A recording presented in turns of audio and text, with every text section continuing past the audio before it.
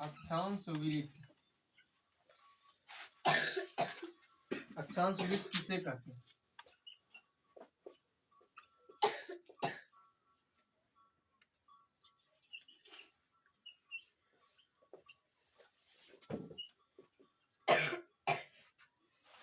क्या कर रही है? सबसे पहले ये बताइए कि अक्षांश रेखा आप लोग पढ़ चुके हैं ना? अक्षांश रेखा किसको कहते हैं? अक्षांश रेखा विषुवत रेखा के समांतर खींची गई रेखा को ही अक्षांश रेखा कहते हैं। कहते हैं ना जी। तो ये मान लीजिए पृथ्वी है आपका, अब गप नहीं कीजिए, और ये हो गया विषुवत रेखा। विषुवत रेखा, इसी के समांतर खींची गई रेखा ही अक्षांश रेखा कहलाती है। ये अक्षांश रेखा हो गया। और बोल रहा है अक्षांश वृत्त, तो इसी के अंदर जो वृत्त बनेगा उसको अक्षांश वृत्त नहीं कह देंगे? इसके अंदर जो वृत्त बनेगा उसको अक्षांश वृत्त कहते हैं, ठीक ना? तो इसका केवल डिफिनेशन आपको किस तरह से लिखना है, ये अब आपके ऊपर डिपेंड करता है कैसे लिखना है। ये समझ गए अक्षांश वृत्त, अक्षांश रेखाओं के बीच विषुवत रेखा पर, दोनों अक्षांश रेखाओं के बीच विषुवत रेखा के ऊपर बने वृत्त को ही अक्षांश वृत्त कहते हैं, ठीक ना? आप इस तरह से भी लिख सकते हैं, या तो पृथ्वी को दो बराबर भागों में बांटने वाली विषुवत रेखा पर दो अक्षांशों के बीच बने वृत्त को अक्षांश वृत्त कहते हैं, इस तरह से भी लिख सकते हैं। तो ये आपको अपने ऊपर डिपेंड करता है कि आप किस तरह से समझते हैं। केवल ये आपको बताना है कि इसके बीच जो वृत्त बनता है ना, इसको कहते हैं अक्षांश वृत्त। दोनों अक्षांश रेखाओं के बीच बने वृत्त को अक्षांश वृत्त कहते हैं, समझ गए? अब इसका डिफिनेशन आप अलग तरीके से भी लिख सकते हैं, जैसे आपको समझ में आता है वैसे आप लिख सकते हैं, ठीक ना?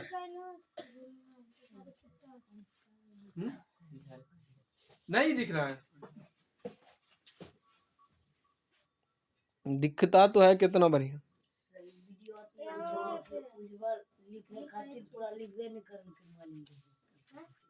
कोई दिक्कत नहीं है, लिखिए इसको। पृथ्वी को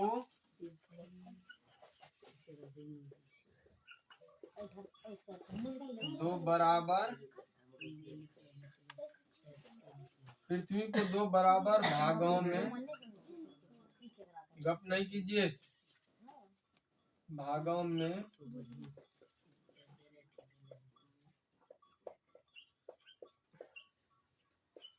दो बराबर भागों में बांटने वाली विषुवत, या भूमध्य रेखा लिख देते हैं। पृथ्वी को दो बराबर भागों में बांटने वाली भूमध्य, हाँ, पृथ्वी को दो बराबर भागों में बांटने वाली भूमध्य रेखा, भूमध्य रेखा पर दोनों अक्षांशों के बीच, दोनों अक्षांशों के बीच बने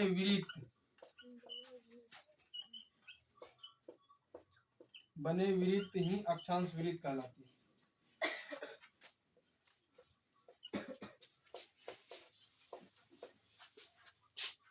अक्षांश वृत्त कहलाती है। गप नहीं कीजिए, आए तो शांति से बैठ जाइए, ठीक ना? अक्षांश वृत्त कहलाती है। इसके बाद फिर आज भी आप लोग का तब पूछ लेंगे कि क्यों हल्ला करते हैं, ठीक ना? आए तो शांति से बैठ जाइए, फटाक से जहां जगह मिल रहा है स्पीड में बैठ जाइए, ठीक ना? बैठने के बाद फटाक से लिखते चलिए, क्योंकि लेट से आएंगे तो समझने में तो दिक्कत होगा ही। अक्षांश वृत्त समझ में आ गया? देखिए एक बार और देख लीजिए, दो अक्षांशों के बीच में बने वृत्त को ही अक्षांश वृत्त कहते हैं। ये दो को हो गया अक्षांश रेखा, लेकिन उत्तर और नीचे को कर्क रेखा मकर रेखा कहते हैं, और इसी को अक्षांश रेखा भी कहते हैं। अक्षांश रेखा आप जितना भी खींच सकते हैं, ठीक ना? लेकिन कर्क रेखा इससे 23.5 डिग्री के ऊपर ही होता है। 23.5 डिग्री पर खींची गई रेखा उत्तर की दिशा में कर्क होती है, नीचे में मकर होती है। इन्हीं के बीच में जो वृत्त बनता है उसी को कहते हैं अक्षांश वृत्त, ठीक ना। इसके बाद और क्वेश्चन है, पहले इसको छापिए फिर आगे लिखते हैं। छाप लिए। अब है दो प्रमुख अक्षांश रेखाएं बताएं। हाँ जी, सब लिखा देंगे, पहले इतना लिखिए, गप नहीं कीजिए।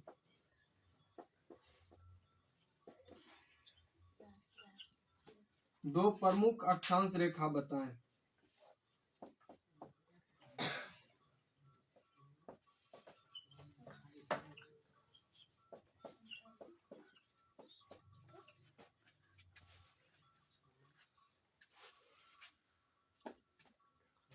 दो प्रमुख अक्षांश रेखा बताएं। अक्षांश रेखा के बारे में आप लोगों को बता चुके हैं ना, ये तो लगभग एक नहीं 8 बार बोल चुके होंगे कम से कम, कि अक्षांश रेखा समांतर, ये विषुवत रेखा के समांतर खींची गई रेखा ही अक्षांश रेखा कहलाती है। लेकिन इनमें से दो प्रमुख रेखा बताना है, तो इनमें से सब जो है अक्षांश रेखा ही है। ये जितना भी खींचा गया इसके समांतर पैरेलल जितना भी रेखा होती है सब अक्षांश रेखा ही है। लेकिन इनमें से आपको दो प्रमुख रेखा बतानी है, तो दो प्रमुख रेखा आप याद कीजिए कि इसी में से आपको ये भी हम बताए थे कि उत्तर की दिशा में होती है कर्क रेखा और नीचे होती है मकर रेखा यानी दक्षिण में। तो उन्हीं दोनों को प्रमुख मान लीजिए, क्योंकि ये सारे के सारे जितने भी रेखाएं हैं सभी अक्षांश रेखा है। तो आपको इनमें से दो मुख्य रेखा लिखनी है, तो दो मुख्य रेखाएं में एक आप ये लिख दीजिए कर्क रेखा और मकर रेखा, नहीं जी, यही लिख देते हैं। दो गो रेखा केवल लिखना है, एक कर्क रेखा और एक मकर रेखा, जो अक्षांश में ही आते हैं, लेकिन वो 23.5 डिग्री के ऊपर जो रहता है उसको कहते हैं मकर रेखा। कर्क रेखा 23.5 डिग्री उत्तर की दिशा में कर्क रेखा और दक्षिण की दिशा में मकर रेखा। तो इसके दो रेखाओं को लिख दीजिए।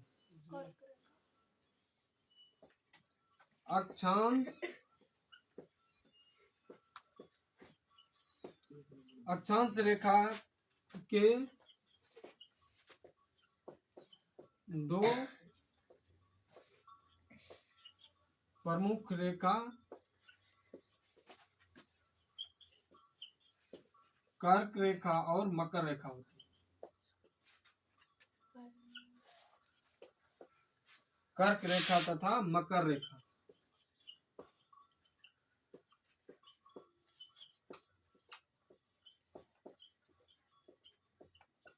आपको जिस तरह से लिखना है प्रश्न, ये उत्तर आपके ऊपर डिपेंड करता है, ठीक ना।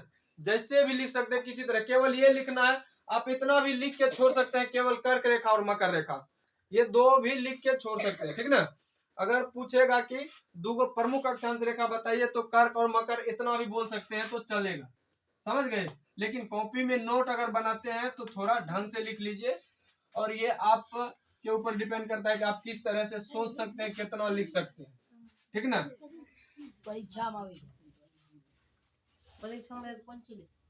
परीक्षा में आएगा तो वो डिपेंड करता है कि किस टाइप के क्वेश्चन में है। शॉर्ट क्वेश्चन में रहेगा 1 नंबर में, तो आपको ऑप्शन दिया रहेगा, दो प्रमुख रेखाएं हैं कर्क मकर, उसके बाद दो प्रमुख अक्षांश रेखाएं हैं। अगर शॉर्ट क्वेश्चन में रहेगा तो ऑप्शन दिया रहेगा, अगर नहीं रहेगा तो आपको 2 नंबर में रहेगा तो कर्क रेखा तथा मकर रेखा लिख देना। अगर लॉन्ग में तो नहीं रहेगा लगभग, अगर रहेगा भी तो आपको डिटेल में बताना होगा कि पृथ्वी के बीचों बीच खींची गई रेखा विषुवत रेखा कहलाती है, उसके समांतर खींची गई रेखा अक्षांश रेखा कहलाती है। उन्हीं में से जो 23.5 डिग्री उत्तर की दिशा में होती है उनको कर्क रेखा और 23.5 डिग्री दक्षिण की दिशा में मकर रेखा होते हैं, और उन्हीं दोनों को प्रमुख मानते हैं, ठीक ना। इस तरह से आप लिख सकते हैं अगर 5 नंबर वाला आएगा तो। उसके बाद आगे का क्वेश्चन है, ठीक ना। पृथ्वी पर कितने कटिबंध है, कटिबंधों की विशेषता बताएं।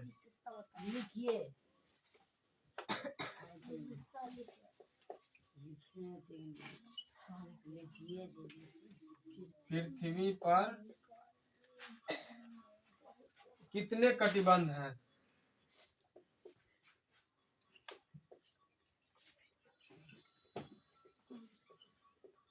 कटिबंध तो बता दिया ना, पृथ्वी पर कितने कटिबंध कटिबंध है,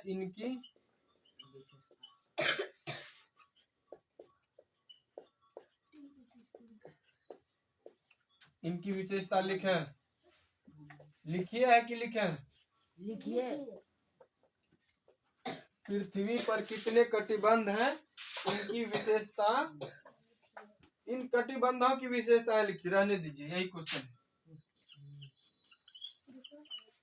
पृथ्वी पर कितने कटिबंध है जी? 3 कटिबंध है। तो ये आप लिख सकते हैं, पृथ्वी पर 3 कटिबंध है। पृथ्वी पर 3 कटिबंध है।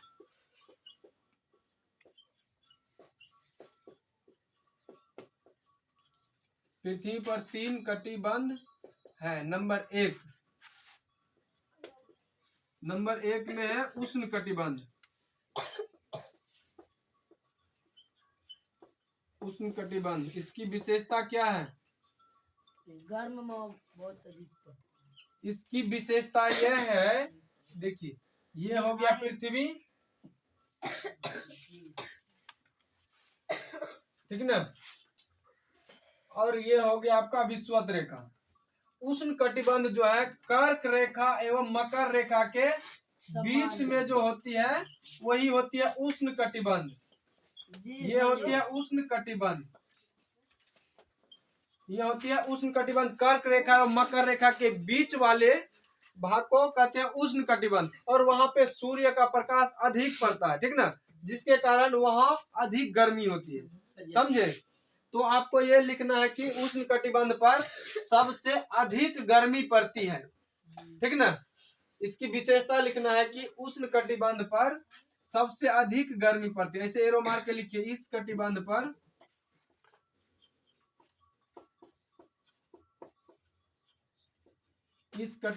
पर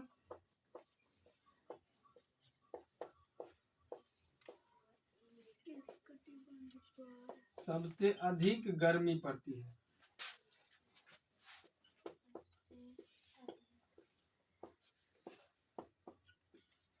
सबसे अधिक गर्मी पड़ती है। उसके बाद आते हैं समशीतोष्ण कटिबंध। उष्ण कटिबंध के बाद समशीतोष्ण कटिबंध। समशीतोष्ण कटिबंध,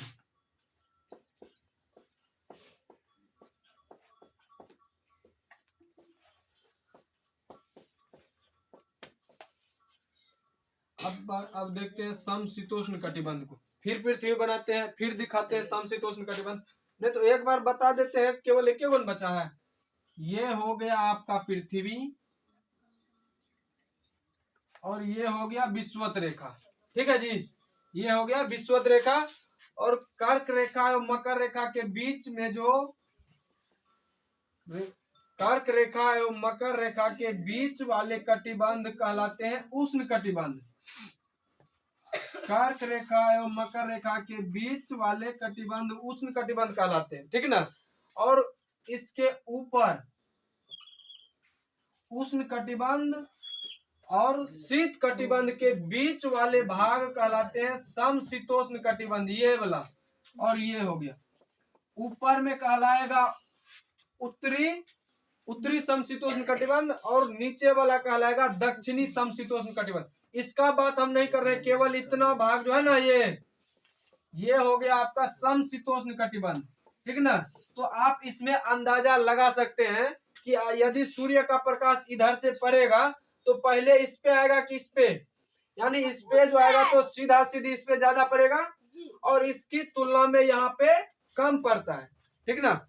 उष्ण कटिबंध की तुलना में समशीतोष्ण कटिबंध पर सूर्य का प्रकाश कम पड़ता है, जिसके कारण वहाँ समय के अनुसार मौसम के अनुसार जो है ना बदलते रहता है, ठीक ना। जैसे गर्मी आएगा तो वहां पे गर्मी होगा, और ठंडी आएगा तो यहाँ पे ठंड पड़ने लगता है, समझे। तो समशीतोष्ण कटिबंध पर यह मौसम के अनुसार समय चेंज होता है। तापमान चेंज होता है मौसम के अनुसार।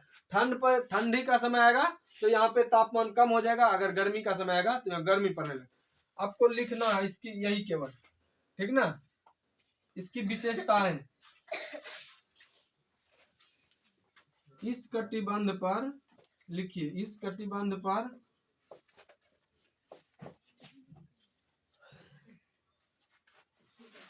अधिक ठंड, इस कटिबंध पर समय के अनुसार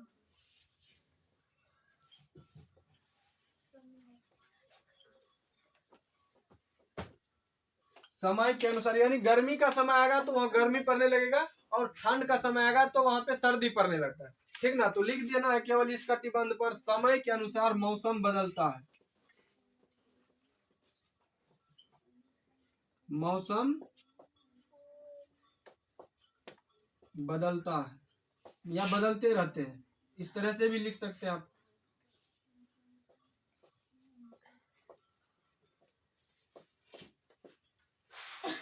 उसके बाद है शीत कटिबंध। शीत कटिबंध का नाम सुन के भी आपको लगता होगा कि शीत गिरे चले तो वहाँ ठंडा जरूर पड़ते थे। अनुसार, ओ लोहरसुकार सो आकार रो अनुसार, इसको यहाँ लिख देते हैं अनुसार, मौसम के अनुसार। मौसम, समय के अनुसार मौसम बदलते रहता है। 3 नंबर है। अब 3 नंबर में लिखना है शीत कटिबंध।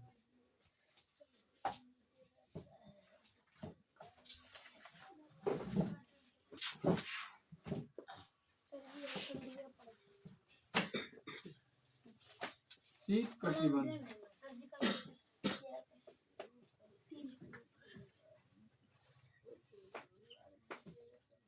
शीत कटिबंध जो है सबसे नीचे होती है, उत्तरी और दक्षिणी दोनों ध्रुव पे रहता है शीत कटिबंध।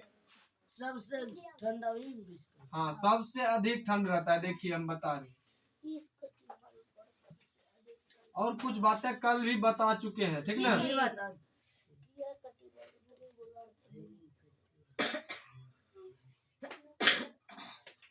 देखिए ये हो गया आपका विषुवत रेखा, ये हो गया विषुवत रेखा यानी भूमध्य रेखा, और इस बीच का एरिया कहलाता है आपका उष्ण कटिबंध। ये दोनों कर्क रेखा और मकर रेखा के बीच का एरिया कहलाता है हाँ उष्ण कटिबंध। इस बीच का एरिया कहलाता है उष्ण कटिबंध, जहाँ सबसे अधिक गर्मी पड़ती है, समझ गए। उसके बाद इसके ऊपर जो है वो कहलाती है समशीतोष्ण कटिबंध, और नीचे उष्ण कटिबंध के ऊपर तथा नीचे के भाग समशीतोष्ण कटिबंध कहलाते हैं। ऊपर का एरिया कहलाएगा उत्तरी समशीतोष्ण और नीचे का दक्षिणी समशीतोष्ण, और इसके सबसे ऊपर या सबसे नीचे जो रहता है ये एरिया, यही एरिया कहलाता है आपका शीत कटिबंध, ठीक ना। ये एरिया शीत कटिबंध। तो आप इसको इस तरह से भी बता सकते हैं कि समशीतोष्ण कटिबंध के ऊपर और समशीतोष्ण कटिबंध के नीचे, यानी उत्तरी ध्रुव तथा दक्षिणी ध्रुव के बीच की रेखा को के बीच के कटिबंध ही शीत कटिबंध कहलाती है, और वहां पे सबसे अधिक ठंड पड़ता है, ठीक ना। जैसे सूर्य का प्रकाश इधर से ही जाएगा तो पहले यहाँ आएगा कि यहीं पहले आएगा, ऐसे घूम घूम के, कि यहाँ ना आएगा, ऐसे यहाँ जाते जाते कम हो जाता है, ठीक ना, तिरछा जाता है। तो इसके कारण से वहां पे सब दिन ठंडी रहता है, और 6 महीना दिन तथा 6 महीने की रात होती है वहां पे, ठीक ना। वहाँ 6 महीने का दिन तथा 6 महीने का रात होती है। तो इसकी विशेषता आप इस तरह से भी लिख सकते हैं कि इस कटिबंध पर शीत कटिबंध की विशेषता लिखिए, इस कटिबंध पर हमेशा ठंड पड़ती है, हमेशा ठंड पड़ती है, और यहाँ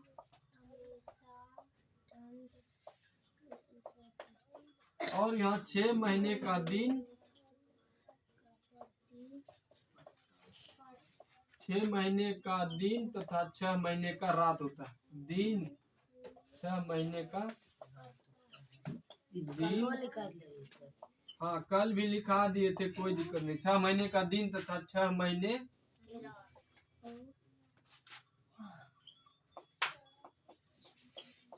6 महीने की रात होती है।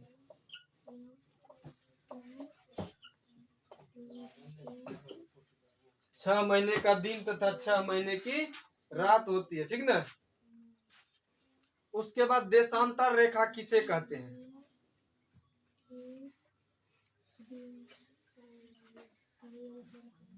ऊपर से साफ कर दें। जी चलिए आप लोग उतारिए, हम तब तक साफ कर देते हैं, क्या दिक्कत है। अब आते हैं देशांतर रेखा किसे कहते हैं। देशांतर रेखा तो कल बता दिए हैं, लेकिन आज अलग वीडियो बन रहा है तो अलग बताएंगे, ठीक है ना।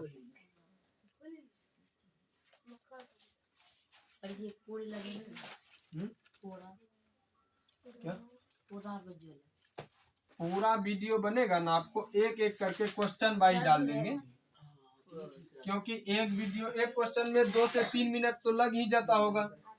नहीं खत्म हो गया सर, 3 नंबर तक चले। हाँ 3 नंबर का ये खत्म हो गया। अब आते हैं प्रश्न नंबर 4 पर।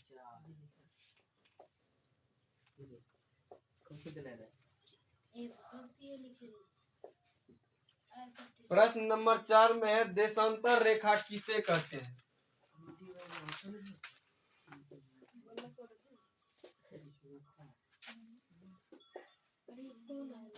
गप नहीं कीजिए। देशांतर रेखा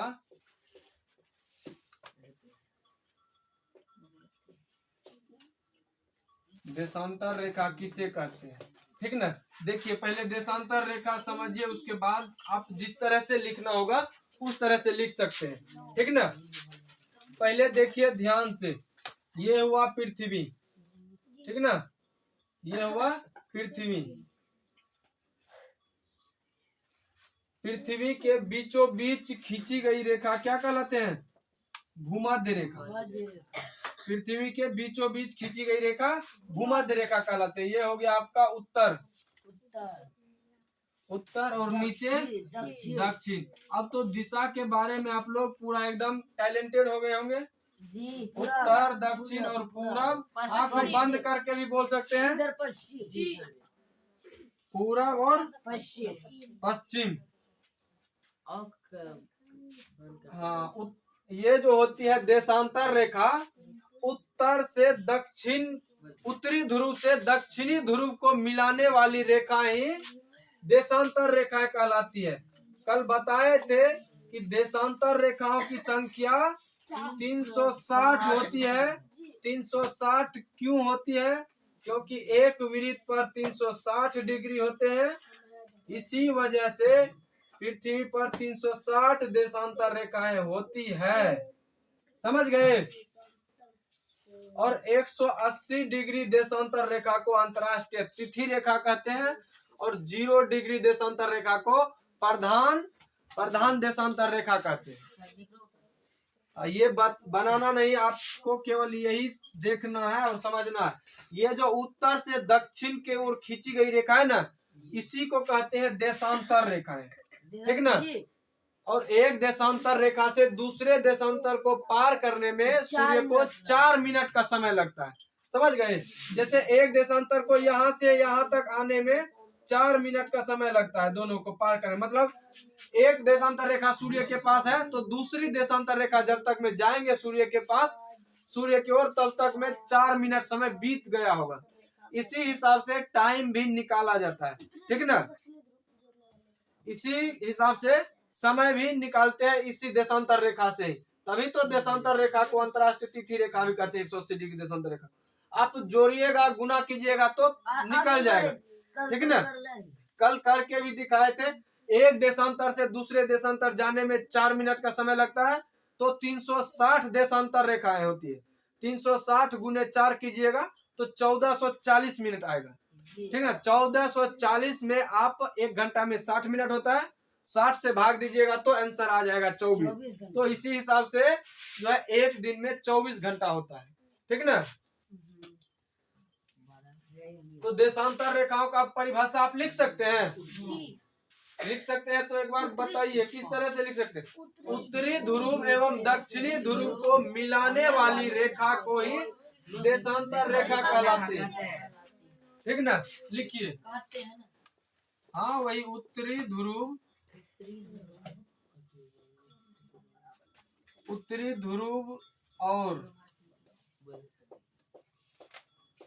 और दक्षिणी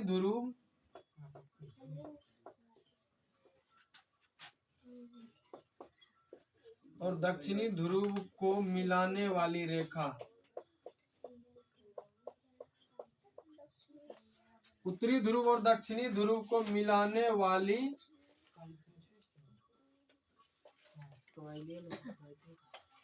वाली रेखा को देशांतर रेखा कहा जाता है।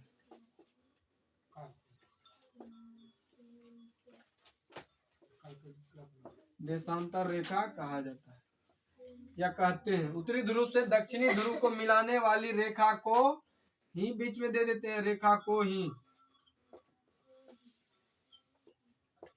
ही देशांतर रेखा कहते हैं।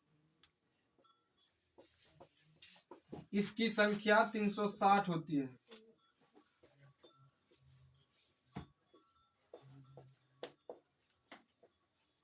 इसकी संख्या पृथ्वी पर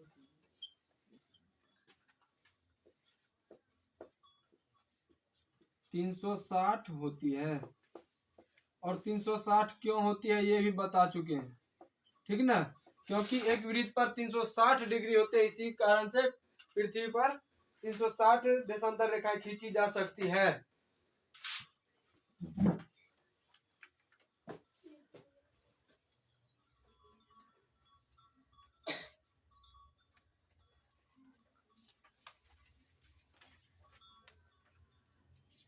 लिख लिए जी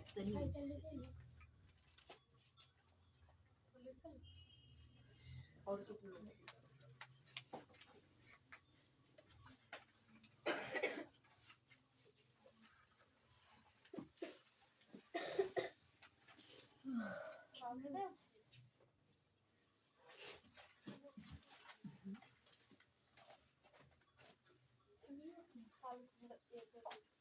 मिटा दे इसको।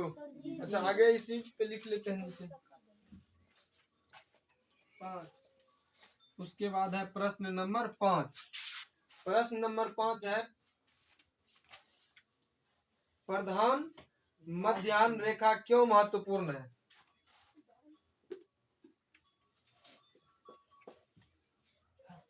प्रधान मध्याह्न रेखा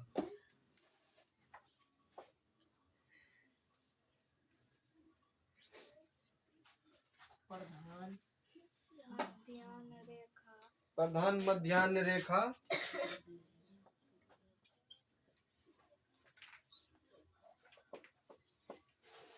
क्यों महत्वपूर्ण है।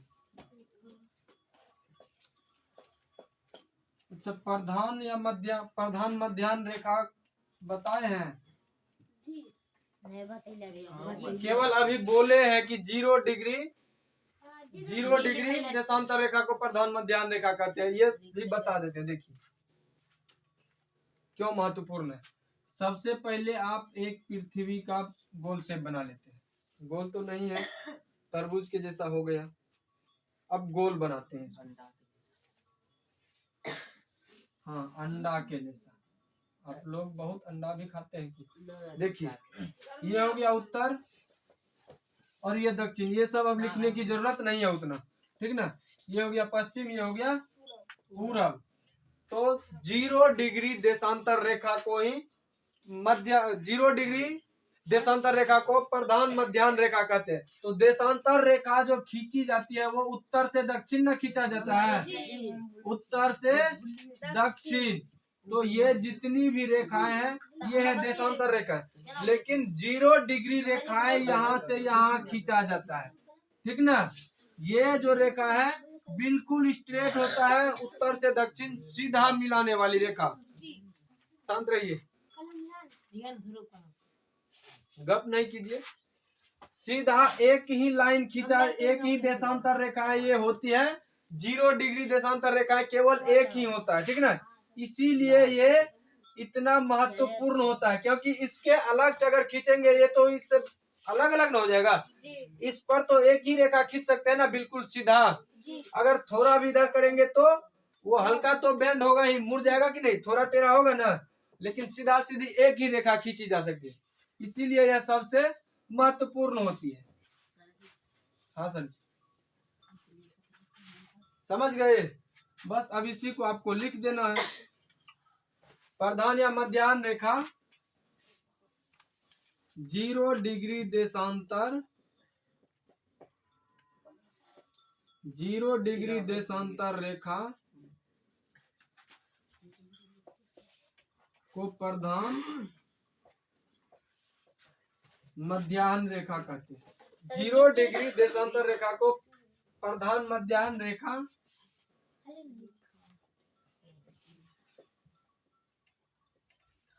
प्रधान मध्याह्न रेखा कहते हैं।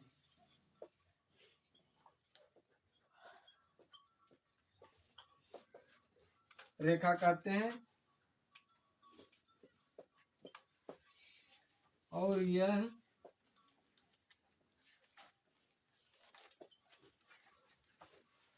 और 0 डिग्री देशांतर रेखाएं एक ही खींचा जाता पृथ्वी पर। यहां से अब कैसे लिखना, और 0 डिग्री देशांतर रेखा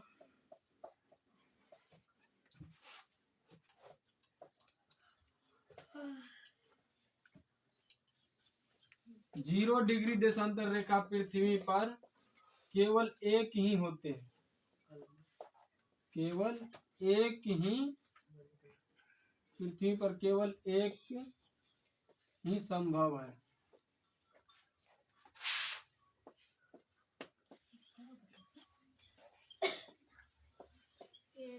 एक ही संभव है, इसलिए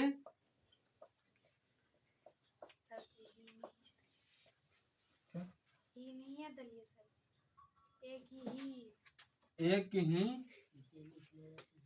ही संभव है, इसलिए यह रेखा महत्वपूर्ण होती है। प्रधान मध्याह्न रेखा क्यों महत्वपूर्ण है? इसलिए यह रेखा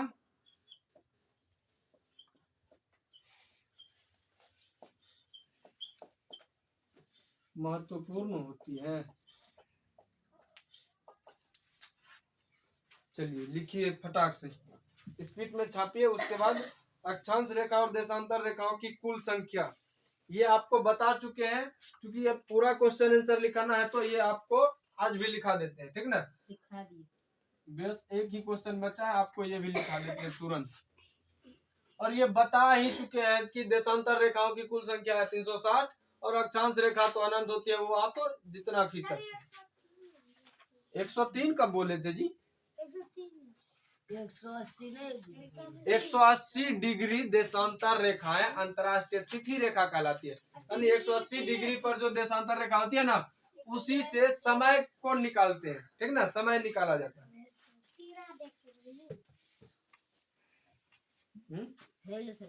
हो गया? तो ये क्वेश्चन भी आप लगले लिख लीजिए। प्रश्न 6 याद हो गया? अक्षांश रेखाओं तथा देशांतर रेखा। अब कुछ देर और शांत रह लीजिए, 2 मिनट। अक्षांश रेखा और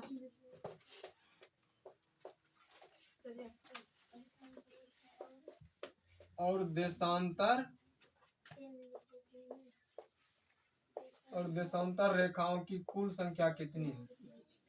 और देशांतर रेखाओं की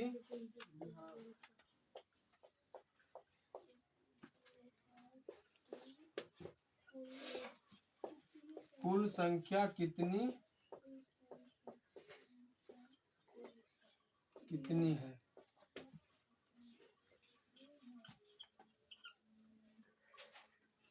अक्षांश रेखा और देशांतर रेखा, सभी रेखा के बारे में आप लोग अब पूरा कंप्लीट जान चुके हैं, ठीक ना? इसलिए उतना टाइम को खत्म नहीं करते हुए आपको ये केवल लिख देते हैं, टाइम को बचाते हुए लिख देते हैं, ठीक ना?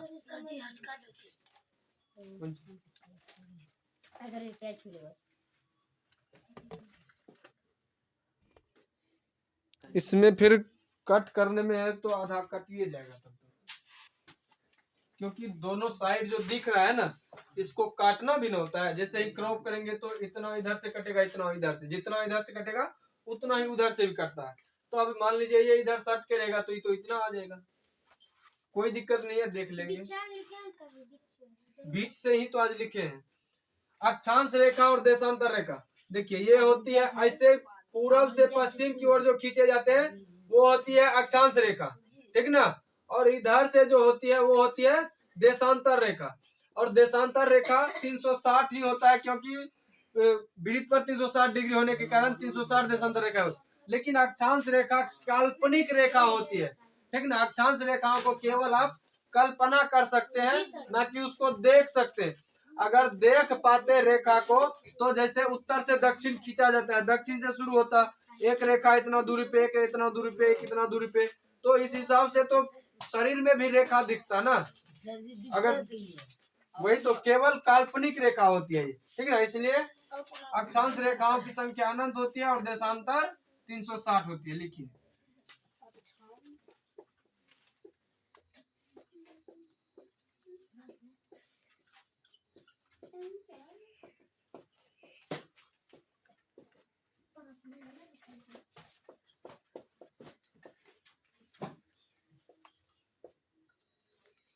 अक्षांश रेखा की संख्या अनंत और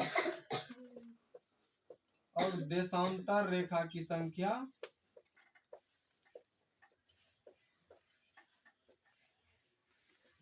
और देशांतर रेखाओं की संख्या 360 होती है।